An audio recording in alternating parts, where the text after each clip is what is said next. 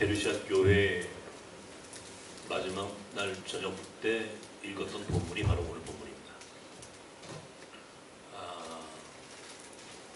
제가 이 24명에게 세례를 베푸는 순간 군대에서 신병교육대 있을 때 집단적으로 세례를 준 이후에 그렇게 많은 사람들에게 한꺼번에 세례를 준 것은 처음이에요. 근데 모두가 다 놀라운 건 모두가 다 그냥 세례를 받는 게 아니에요. 준비된 세례, 준비된 세례. 제가 그걸 어떻게 하느냐면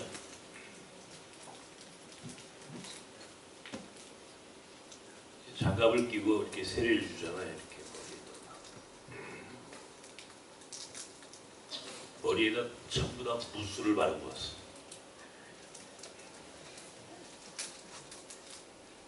얼마나 제 마음속에 이 머리에 손을 얹는데 그 느낌이 먼저 그게 너무 제 마음을 행복하게 했고, 어떤 이는 세례를 받는 그 짧은 시간 동안 몸에 진동을 해요. 진동을 해요. 몸을 떨어요. 이 마음이 지금 어마어마하게 지금 성령이 역사하고 있다는 것을 제가 순간적으로 전기가 감전된 것 같은 느낌을 받게 됐어요. 그런 느낌을 24명 모두에게서 받았어요.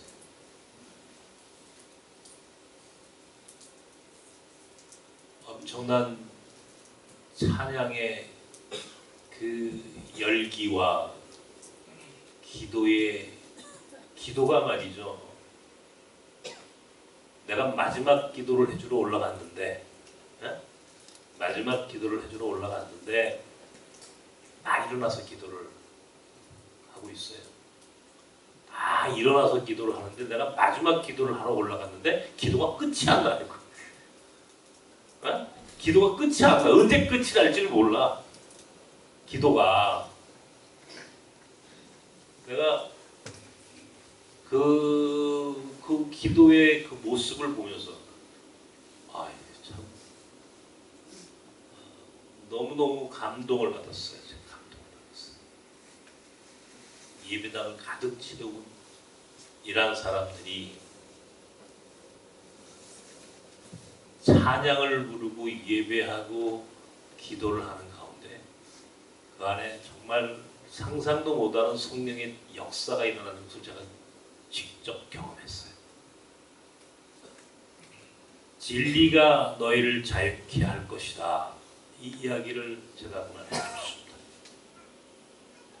거기에 온 사람들이 전부 뭔가 어려움이 있어서 온 거예요. 지금 이란이라고 하는 국가가 미국에 의해서 40년이 넘도록 경제 봉쇄를 당한 겁니다. 엄청난 석유가 나오는 나라인데 석유만 팔면은 잘 먹고 잘 사는 나라예요. 이란이라는 나라가 1976년도에 테헤란 아시안 게임을 했어요. 우리가 1986년도, 74년도에 아시안 게임을 했습니다. 우리보다 12년 전에, 우리가 아시안 게임을 하기 12년 전에 이미 이란에서 아시안 게임을 한다고. 아시안 게임을 한. 조련 선수가 가가지고 아시아의 물개라고 하는 이름을 들으면서 금메달을 따온 바로 거기 테헤란 아시안 게임.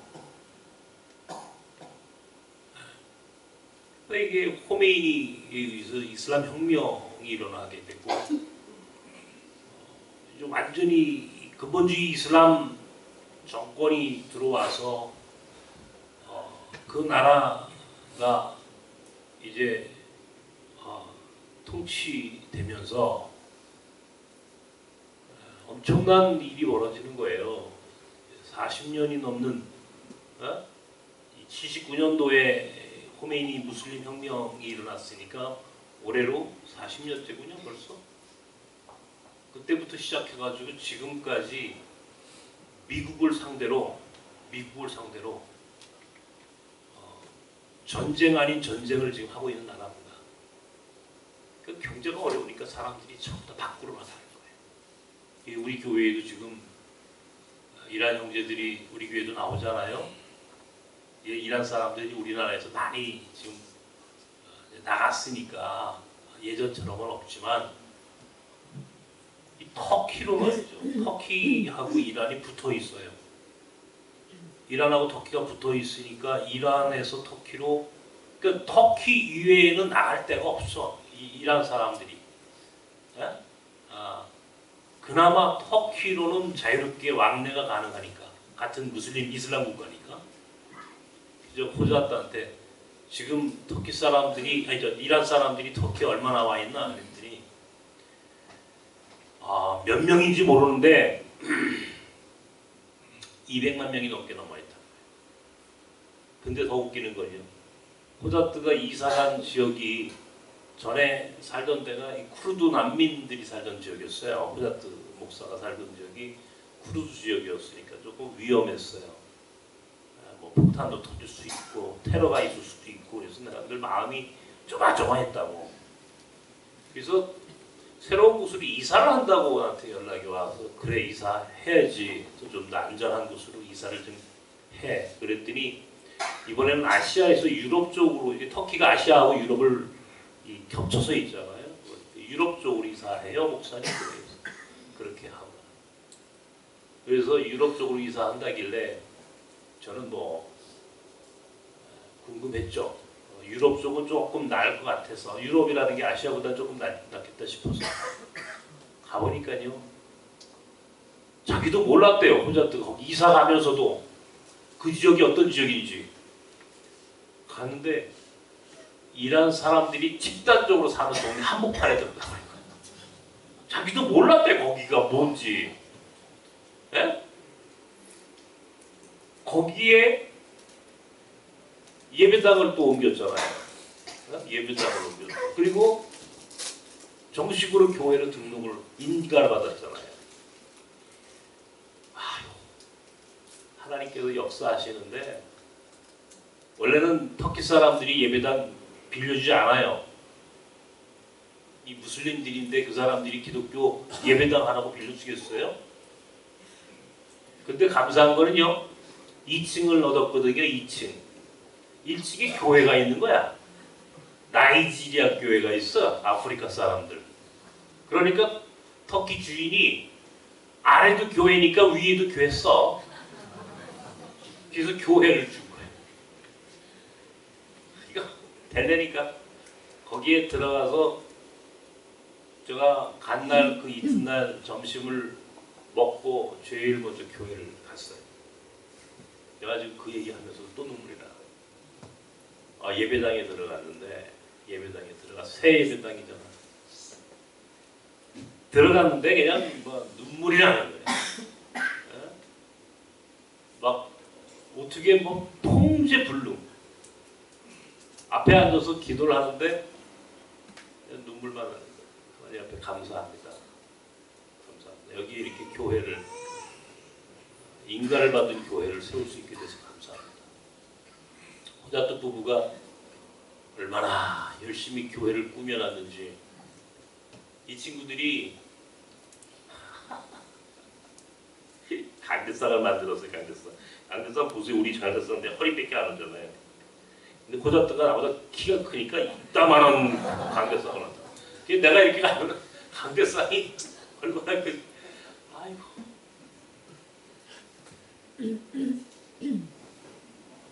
그 안에 주방부터 사무실로 화장실로 그거를 전부 인테리어를 해서 잘 꾸며놓고 이렇게 예배를 드리고, 또 그 안에서 역사하는 그런 역사하심을 보면서 제가 너무 감격했어요. 마지막 날 진리가 너희를 자유케 하리라. 당신들이 여기 온 게 얼마나 자유를 그리워서 넘어왔는데, 자유라는 게 뭡니까? 정치적인 자유, 경제적인 자유, 신앙의 자유.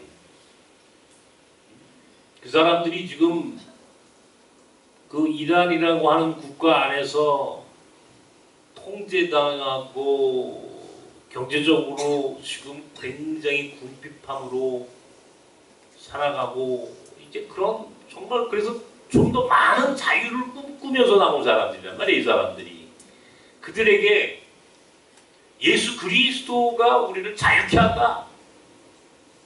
예수 그리스도가 자유케 한다. 내가 이 이야기를 해주고 싶었어요. 예수를 믿는다는 것은 우리가 자유함을 얻는 것이다. 설교를 끝내고 나서 집회가 끝났는데 몇 사람이 모여서 호자두 목사하고 기도를 하더라고. 이제 저는 너무 피곤해서 이제 호텔방 가서 자야 되겠다 그러고 이제 가려고 그랬더니 호자두가 나한테 그러고, 목사님 이 친구 보세요. 젊은 친구 하나를 데리고 와 나한테. 그래서 가만히 들었더니 이 친구가 목사님 오늘 설교 말씀 듣고요. 내일 다시 테헤란으로 간대요. 테헤란 가면 감옥에 갇힌대. 정치적인 어떤 이유로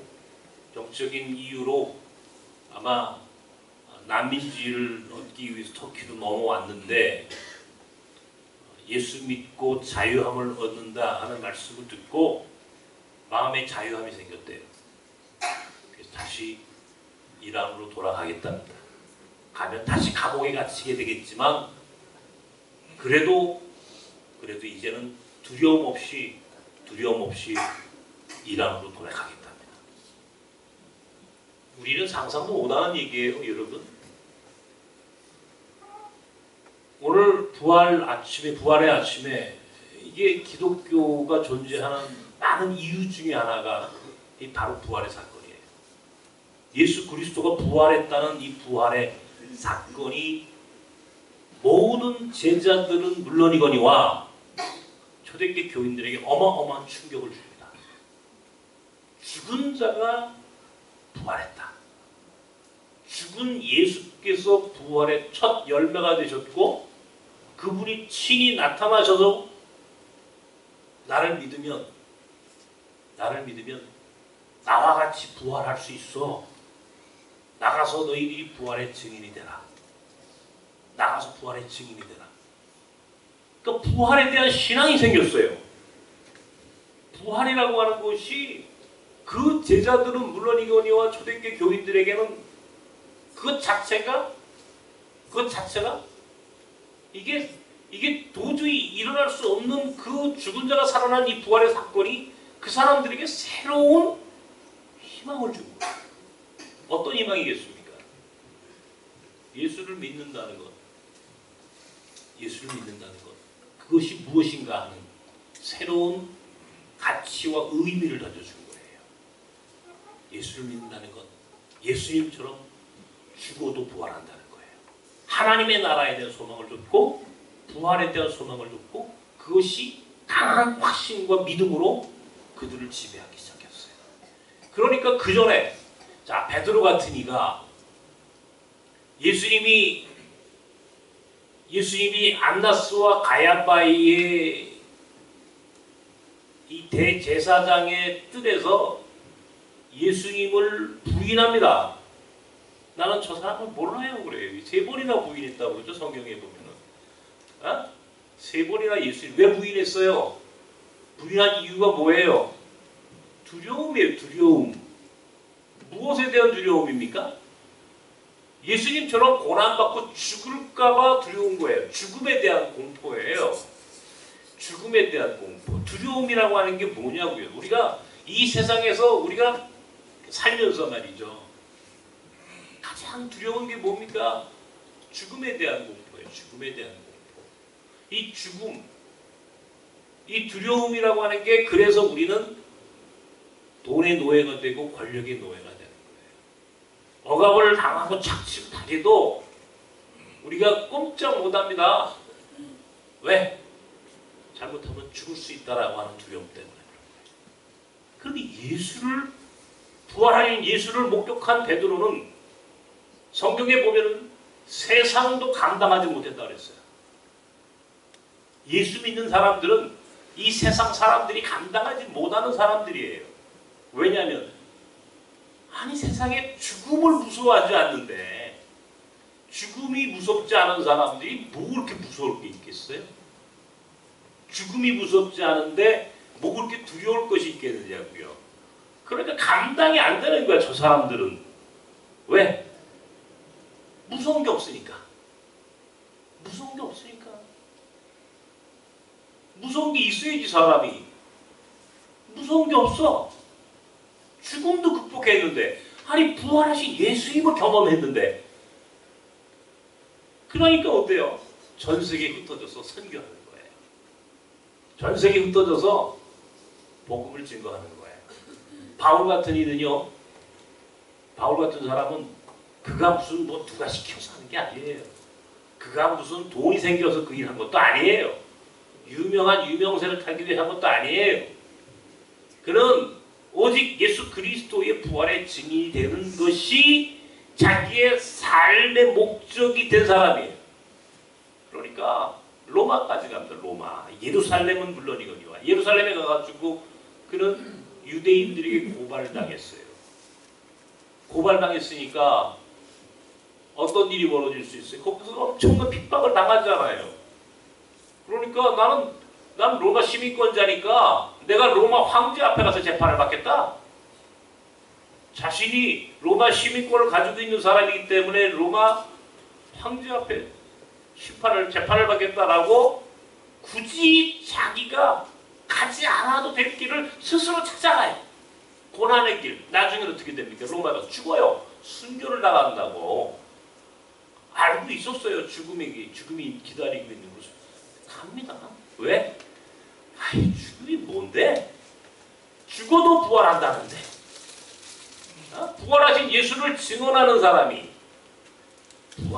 부활을 증거하는 사람이 뭐 무서운 게 어디 있냐고요. 베드로가 그렇게 벌벌 떨었던 그 비겁하고 예수님을 그렇게 배반했던 베드로가 나중에 로마에서 순교할 때는요. 예수님은 그래 저 정상적으로 서서 십자가에 달리셨지만 나는 거꾸로 매달리겠다. 거꾸로 매달려 죽었다 그러죠. 본인이 스스로 선택했대요. 나도 거꾸로 죽여라. 더 큰 고통이잖아요. 초대교회 교인들이 너 예수 믿을래? 사자다 믿을래? 예수를 부인하면 살고 예수를 믿겠다고 하면 결국 사자밥이 되는 거예요. 역시 굶주린 사자가 우리만 열면 달려드는 그 상황 가운데서도 물론 죽음에 대한 공포가 왜 없겠어요? 그런데도 그래 깨끗하게 죽어줄게. 받아주는 거예요. 죽음을 받아줘요. 왜? 죽어도 부활한다는 믿음이 있었어요. 감당이 안 되는 거야. 아니, 죽어도 좋다는데 뭐 어떡할 거냐고요. 죽어도 좋다는데. 이게 기독교가 세상을 이긴 힘이에요. 기독교가 세상을 이긴 힘이 뭐냐? 죽어도 좋다. 왜? 부활을 믿으니까. 나는 이란으로 돌아간다. 왜? 나는 이제 예수를 믿으니까. 감옥에 갇혀 고난이 있어? 괜찮아. 나는 이미 자유했어. 자유했다고.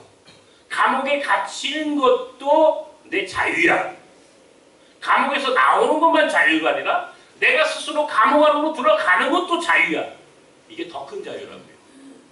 더 큰 자유는 감옥으로부터 나오는 것이 자유가 아니라 내가 스스로 감옥 안으로 들어가겠어. 왜? 나는 예수를 믿음으로 자유했으니까.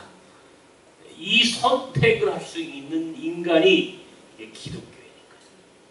얼마나 대단한. 이게 역사를 바꾼 거예요. 이 세상의 역사를 바꾼 힘이 뭐냐? 한마디로 얘기하면 부활을 믿는 신앙 때문에 죽음을 이긴 거야. 공포를 이긴 거야. 고난을 이긴 거야. 죽어도 좋다. 나는 예수를 믿음으로 자유함을 얻었어. 진리를 알지니 진리가 너희를 자유케 하리라. 자유함이 있어. 자유함이 있어. 에? 그 자유함으로 우리 믿음의 선조들이 1919년 3월 1일 날 우리의 독립을 주도한 3.1운동의 교회가 앞장섰어요. 교회가 앞장섰어요. 예? 전체 인구의 1%도 되지 않는 기독교 인구가 그래 독립이 그 자유를 얻기 위해서 나갈 수 있었던 힘이 부활의 믿음이에요. 신사참배를 거부할 수 있었던 힘이 어디예요? 부활의 신앙이 부활의 신앙. 죽어도 내가 예수를 믿어서 내가 부활을 믿는다는데 누가 나를 죽여? 죽어도 다시 산다는데 공산주의자들 앞에서 신앙을 지킬 수 있었던 힘도 독재 정권에 마주하면서도 결코 무릎 꿇지 않았던 힘도 이게 부활의 믿음이에요. 부활의 믿음이에요. 감옥에 갇히면 어때? 적어도 기독교가 갖고 있는 부활의 신앙을 믿는 사람들은 그러므로 정의로울 수 있는 거예요. 정의로울 수 있는 거예요. 옳은 것을 옳다 하고 그런 것을 그르다 할 수 있는 힘이 있어 우리에게는. 왜? 우리는 부활을 믿으니까. 그러니까 도저히 이 세상에서 용납할 수 없는 부당한 권력에 대해서도 저항할 수 있는 힘은 교회가 가지고 있는 힘이에요. 신앙인이 갖고 있는 힘이라고요. 나는 이번에 터키에서 그것을 느꼈어요. 이 사람들이 세례를 받고 함께 사진을 찍어요. 무슬림들이요. 여러분 예배 시간에 사진 찍는 거 거기 써 있어. 그 예배당에 사진 찍지 마시오. 왜 이게 인터넷에 올라가면은 예수 믿는다는 게 인터넷에 올라가면 이게 드러나면 본인에게 굉장한 불이익이 돌아오는 것에 대한 두려움이 있다고. 근데요, 나는 그날 나보고 사진 찍자고 막 난 모델만 해서 서가지고 계속 새로운 사람들 옆에 서는 거야. 저 사람들이 내가 속으로 그런 생각을 했어. 여기 사진 찍지 말라고 써 있는데. 에? 근데 안 그래. 계속 사진 찍고 얼마나 가서 뽀뽀를 해다든지. 또 일한 사람들 이게 또 친구랑 뽀뽀하잖아요.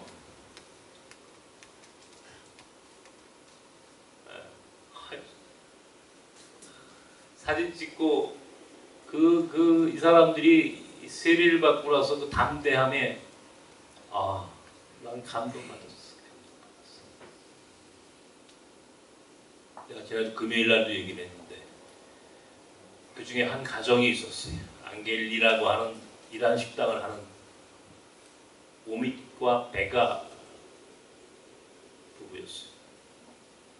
이 부부의 집에 제가 예고도 없이 호자들을 앞장 세워서 그 집에 신방을 갔어요. 오후에 그 주인 되는 친구가 그날 저녁에 그 전날 주일날 저녁에 세례를 받고 이제 월요일날 오후에 화요일날 나는 이제 서울로 돌아와야 되니까 고날밖에 시간이 없어요.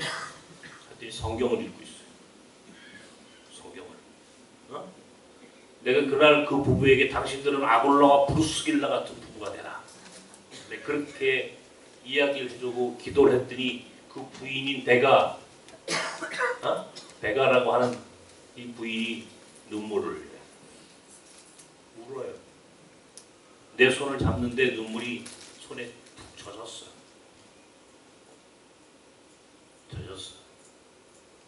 그 다음날 아침에 공항에 오는데 호자또 차에 이 친구가 타고 있어. 목사님 공항까지 함께 가겠다고 그 바쁜 사람이 돈 벌어야 될 사람이 쫓아나오는 거예요. 봉고차를 타고 가면서 성경 얘기를 해줬더니 성경을 뒤져. 이게 도대체 어디서 어디 나오는 얘기냐? 담대하게 자기의 신앙에 대한 확신을 갖고 살겠다는 그 모습을 내가 보았어요. 그러니까 내가 감동을 받더라고. 난 내가 은혜 받으니까 내가 이 사람들 때문에 은혜를 내가 받으니까 내가 너무너무 행복한 거야. 견딜 수가 없어. 너무 행복해가지고. 그래서 이걸 누구에게 설명할 방법이 없어. 내가 지금 여러분한테 지금 이렇게 설명하는 것도 여러분 지금 내 이야기의 전체 10%도 지금 여러분 그걸 느낄 수가 없어요. 그 감격과 감동을. 지금 가자고요. 지금 터키도. 예? 가셔가지고 보니까 거기가 아파트 다니는데 싸더라고. 한 달에 한 30만 원이면 집 하나 없겠더라고. 내가 갔다 오면서 여기 우리 교인들 다 보내야 되겠다. 학교도 시작하려고 그러거든요. 거기다가 호자트가 학교를 하겠다고 지금 일단 토요 학교부터 시작을 하라고 했어요. 그래서 한글도 가르치고 이란 말도 가르치고 성경도 가르치고 아이들이 많아. 여러분 뭐 하세요? 지금 가자고요. 가자고요. 그래서 예수 믿는 삶을 우리가 같이 나누자고요. 근데 그런 아주 간절함을 갖고 돌아왔어. 우리의 역파송이 얼마나 위대한 역사를 이루는지 내가 직접 경험했어요. 이것이 옳았다. 이것이 옳았다. 이것이 세상을 바꾸는 거다. 진짜 선교는 이거다. 내가 100% 아니 1000% 확인했어. 확신했다고. 1000% 확신했어. 이거밖에 없다. 무슬림 선교는 이 방법밖에 없다. 더욱이나 선교가 그렇게 불가능하던 이슬람 선교는 이것밖에 없다. 그리고 호자트가 대안이다. 내가 확실히 느꼈어.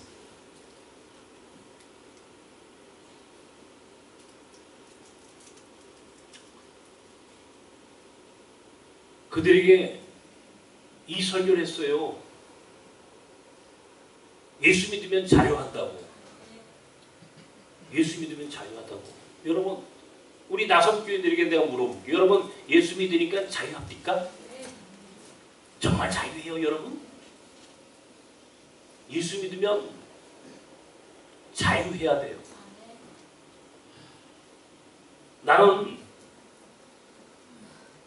내 일찍이 내 인생의 목적을 나는 자유라고 선언했어요. 자유. 내 인생의 목적은 자유야. 나는 일찍이 나는 자유를 꿈꾼 사람이야. 모든 명역의 자유. 나는 누구에게도 얽매이지 않는 삶을 살 거다. 이게 내가 꿈꾸는 인생이야. 그래서 내가 기존 교회에 들어가지 않는 이유도 나는 자유롭기 때문에 자유를 원해서 그런 거야. 내가 자유를 기도했거든. 기존 교회 제도권 안에 들어가면 그 제도 문화 속에 다 얽혀매이게 돼 있어. 뭐 내 마음대로 할 수 없어. 난 그게 용납이 안 돼. 내 삶 속에.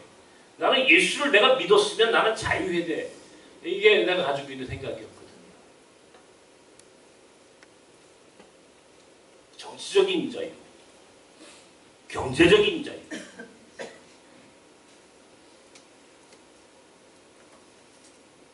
그래서 이 80년대 이 보안부대가 서슬퍼런 군 안에서도 난 정말 자유롭게 설교했어요.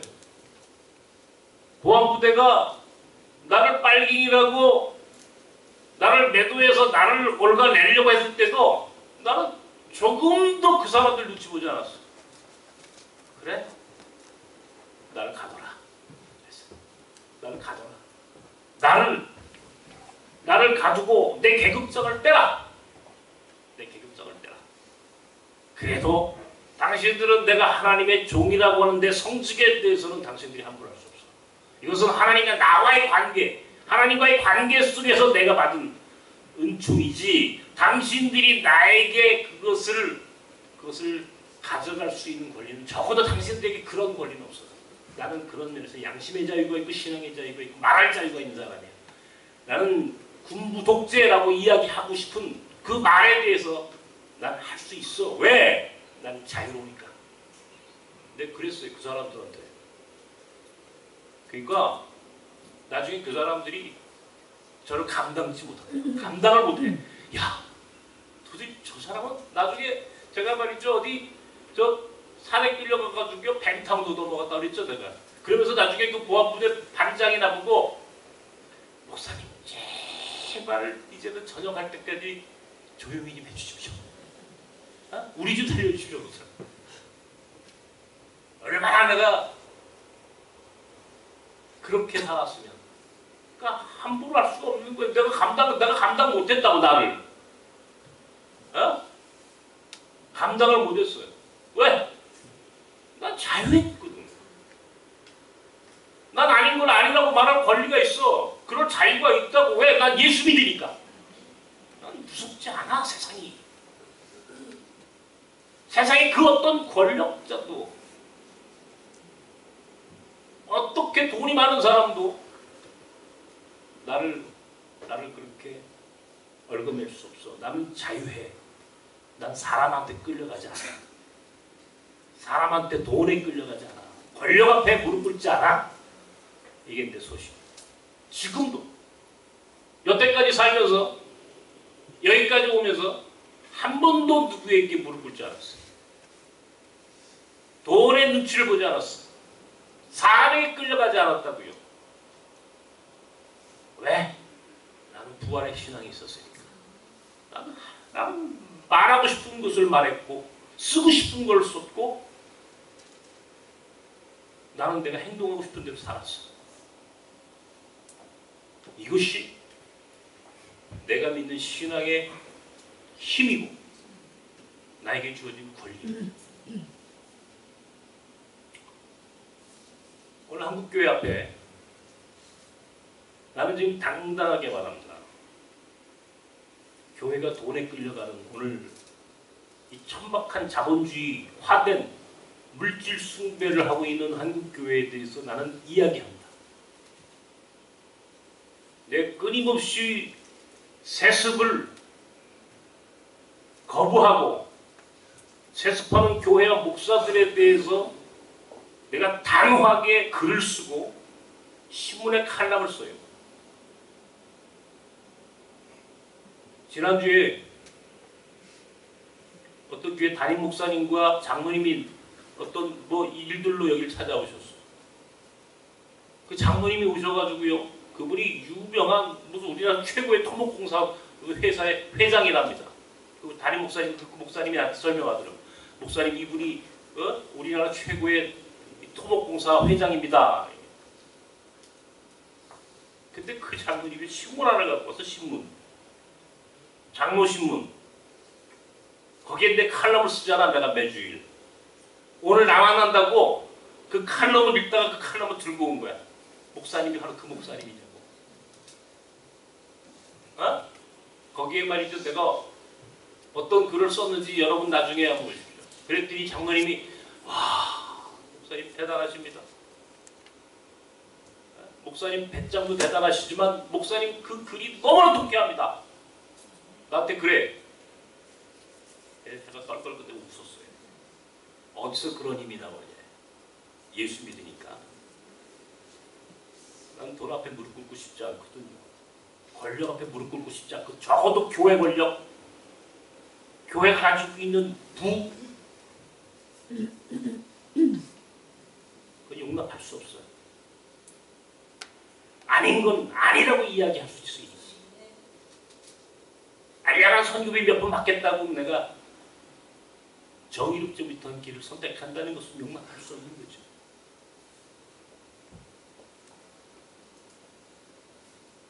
당당하게 살아야 합니다. 부활을 믿는 사람들은 당당하게 살아야 돼. 정의롭게 살아야 돼. 자존감 있게 살아야 돼. 그래서 세상이 감당할 수 없는 삶을 살아 세상을 바꿔야 되는 거예요. 예수 믿는다고 하면서 여전히 세상에 기웃거리고 눈치를 보면서 어떻게 세상을 바꿀 수 있겠습니까, 우리가? 에? 어떻게 세상에서 우리 예수 믿는다고 이야기할 수 있겠어요? 도대체 예수 믿는다는 게 뭐예요? 지난주에 우리 저 남성계 어디 술 가니까 목사님 저 막걸리도 한 잔 먹어야 되고 이거 안 먹고 이게 예수 믿는 거예요? 아니야, 관계 없어. 아무 관계 없는 거야. 예수 믿는다는 게 고작 제사 지내는 문제 갖고 고민하고 술 먹는 문제 갖고 고민하고 이게 예수 믿는 사람 이걸로 예수 믿는다고 평가를 받는다면 난 그 예수 안 믿어. 예수 믿는다는 것의 의미는 그런 게 아니야. 예수 믿는 사람들의 의미는 정의로움이야. 정의로움. 예수 믿는다는 게 의미는 자유함이야. 이게 궁극적인 목적이어야지. 고작 그 정도를 갖고 예수 믿는다고 그게 오늘 우리가 존재하는 이유라고 한다면 난 그런 예수는 믿지 않아. 내가 믿는 예수는 부활하신 예수야. 그 진리가 나를 자유케 했고 그 자유로움으로 나는 세상이 감당할 수 없는 삶을 살아가는 것이고 그 감당할 수 없는 삶을 통하여 세상을 바꾸겠다는 의지를 갖고 살아가는 게 신앙인의 삶이다. 부활을 믿는다면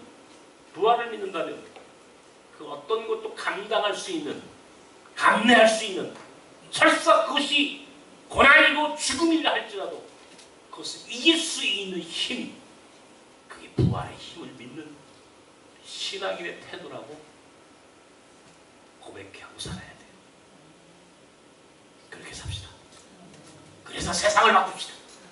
그래서 세상을 보다 정의롭게 할 것이고 보다 하나님이 기뻐하는, 하나님이 원하셨던 창조의 원형을 만들어가는 오늘 그런 우리 나성교회 교인이 되기를 주님의 이름으로 축원합니다. 하나님 아버지, 예수를 믿는다는 것은 부활하신 예수를 믿는 것입니다. 부활을 믿는다는 것은 더 이상 이 세상에 눈치 보지 않고 세상이 감당할 수 없는 당당하고 자존감 있는 삶을 살아가는 것입니다. 아무도 우리를 막을 수 없습니다. 그 어떤 폭력도 그 어떤 권력도 우리의 앞길을 막을 수 없습니다. 왜? 우리는 부활을 믿으니까. 두려움이 없으니까. 죽음을 이겼던 주님을 믿는 자들에게는 그런 힘과 그런 능력이 있음을 믿으며 우리에게 주어진 삶을 살아가는 힘 있는 사람들이 되게 하여 주시옵소서. 예수님의 이름으로 기도하옵나이다. 아멘.